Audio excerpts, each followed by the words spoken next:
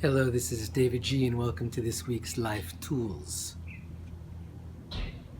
I've said before that Peaches teaches resist nothing and you will receive unconditional love. And I'm often asked, what does that really mean in my life? So let's look at that. As far as civilizations go back, we see the ancient teachings of Jesus. We see the teachings of Rabbi Hillel, the teachings of Gandhi, the teachings of Martin Luther King in our most modern times. And they're all about taking the high road. They're all about nonviolence, ahimsa. They're all about resisting nothing, and you will receive unconditional love.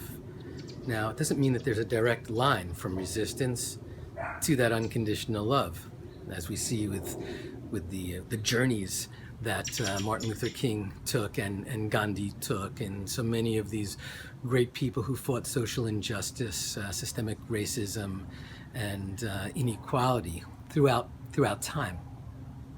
But if we begin by resisting nothing and just show up, stand up, put our best foot forward, hold our palms up rather than our fists like this, then the energy of the universe will weave through us. There's been a lot of anger and all sorts of emotional constriction and emotional turbulence over the last 18 months with our election cycle here in the United States.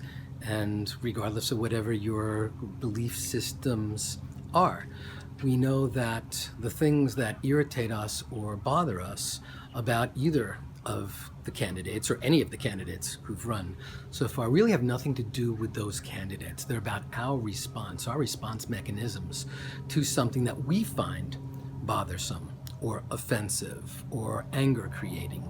It's what we interpret. And so we have to realize that when we have an emotion, it's not based on that person doing anything. It's not about what they said or what they did. It's about how we feel about what they say or what they do. So the key is to find peace in our own hearts.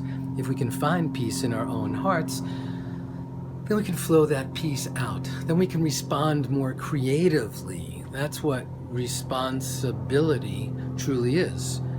Owning your emotions and then responding creatively to the moment, not just reacting. Big gulf between reaction and responding. Big gulf between reflecting and reflex.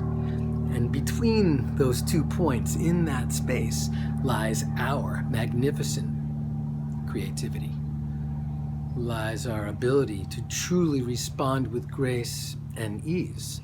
Lies our ability to come up with the most creative solution in the moment, not just to change how we feel, but perhaps to change the things outside of us.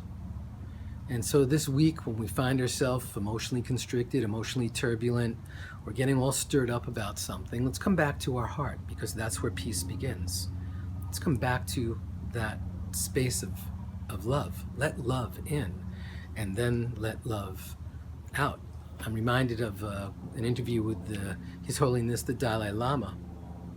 Many years ago, he was interviewed about George W. Bush, and we were involved in the heat of the Iraq War at the time, and they said, "So what do you think about George W. Bush?"